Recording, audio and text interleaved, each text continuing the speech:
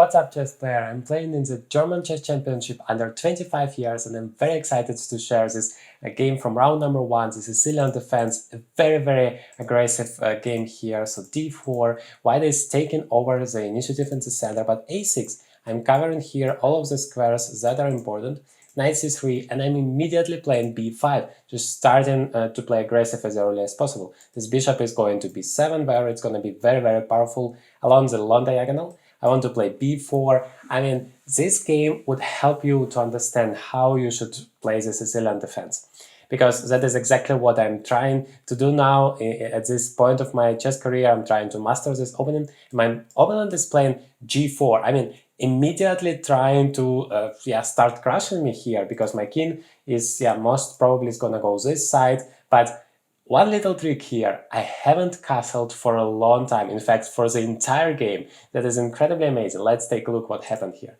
Bishop e7, just developing the bishop normally. Bishop g2.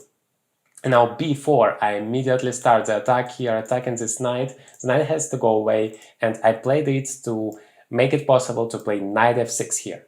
So I'm attacking the g4 pawn, I'm attacking the e4 pawn. If you play f3, you're kind of closing your bishop, so a natural response, and that is what happened here, is knight to g3. Now you're defending your e4 pawn twice, and the queen protects the g4 pawn. But the point was to play d5, to put an additional pressure. Notice that, well, it's a Sicilian defense. It meant to be a very dynamic opponent, so I'm trying to create as many threats for my opponent as possible.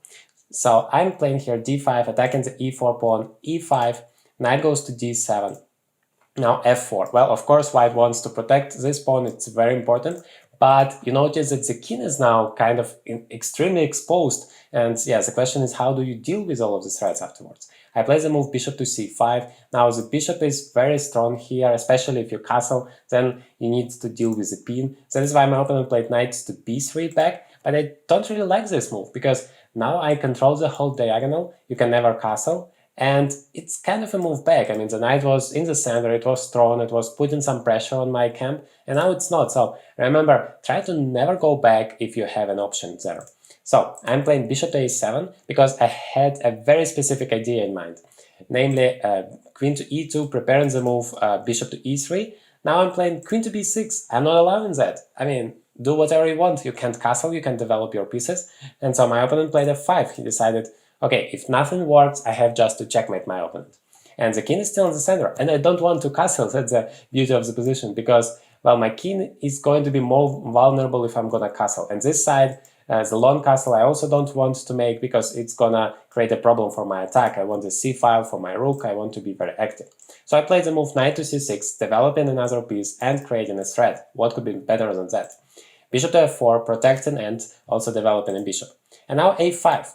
I just want to play a4. I just want to push this knight. You can never play knight d4, so you have to go back. I mean, it seems like black's attack is just crashing, and white doesn't really have anything. I mean, the only active idea is knight h5, and I shouldn't always pay attention to it, but it doesn't really feel that scary. Black's threats are much more dangerous. Let's see how it happened. So, long castles. Now, still d4 is not covered enough to play knight d4, so I'm just playing a4. And if you go to d2, then knight comes to d4 with a tempo here, attacking the c2 pawn, and the rook comes. I mean, I'm just crushing it. So my opponent played knight to a2.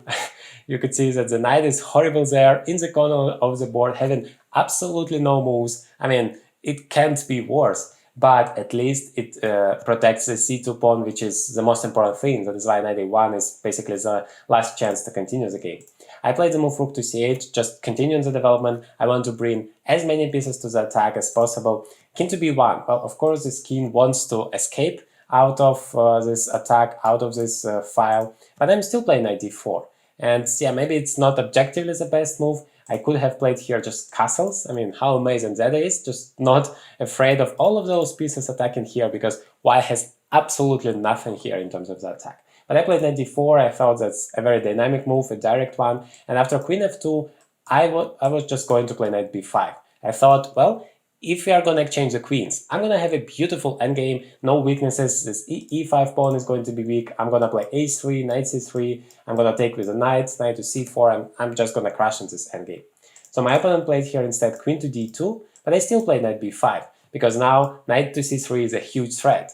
And my opponent said, you know what, I have been passive for the long game, so let me just go on all in now, and I don't care what's going to happen. So he played knight h5 and started his attack. Now I can of course castle, but knight c3 is the most direct way to continue here. It's a check. You cannot take, because in this case takes with a check and I'm winning the queen. So my opponent played king to c1, just sacrificing the exchange here. I took the pawn on a2 first, and then I took the exchange. Knight takes g7 with a check, and I don't want to go to f8 because of some bishop h6 ideas, and then the king is going to be very exposed. So I played king to d8. In the event of bishop g5 check here, I can just step back on c7 and then b8, and then my king is pretty secure. So my opponent just took the rook, the knight with the rook here, and rook g8. I decided, well, I have a chance to develop another piece with the tempo. It's an entire rook. If it's active, that's gonna be very good for me. So I did that, knight to h5, and here I played rook g4. And even though objectively it's a very good move, I wasn't that happy, because now bishop h3, and all of a sudden pretty much all of white pieces are active except for this set knight on a1. That is just a completely wasted life for this animal.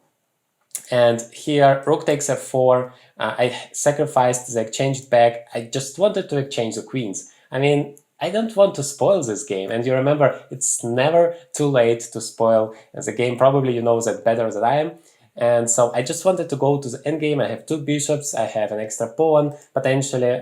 Of course there is a weakness, so I thought, let's keep it simple. So takes, now knight takes e6, check. King goes to e7 and knight back. And now, well, of course, rook to c4 seems like the best move here, so I played it, attacking the knight. And, well, still I'm always okay with an exchange, because I take it back with a check. Rook to f1, and I'll be careful not to play rook d4 or something like that, because the queen would be hanging there. But I played just knight takes e5. Feels a little bit dangerous, but I'm in time to cover all of the threats, so it's all fine. King to d1 has been played, and now the key moment in the game, the most exciting one, you're gonna enjoy it. I played rook to d4. Knight covers d3, the only move, and now my initial idea was just to capture the bishop. I thought I'm just crushing here. But taking on h3 is a horrible blunder. The evaluation of the position goes from -6 to +6, so completely crushing for white, because queen to g5 check, and that is much more scary than it might seem, because yeah, basically you need to lose here after king to d7, queen to g7. There is no good square for the king to go. You go back, there is a checkmate. If you go forward, there is also a checkmate. You lose the queen, the knight, and then the game is over. But thank God, in the last moment I have noticed that, and I have just exchanged the queens like I initially planned, exchanged the knights here and played rook to h4. The endgame is much better, and I like to play the endgames. I played here bishop to d4. Notice that I'm still creating a threat with my every move.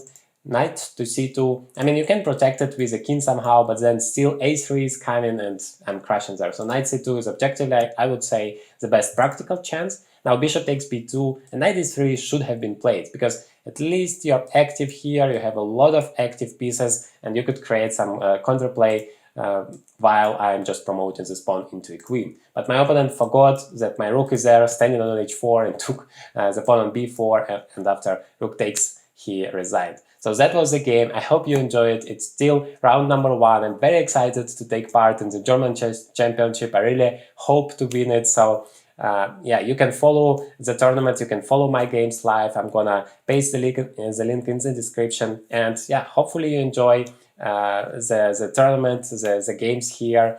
Thank you very much for being with me, and see you next time.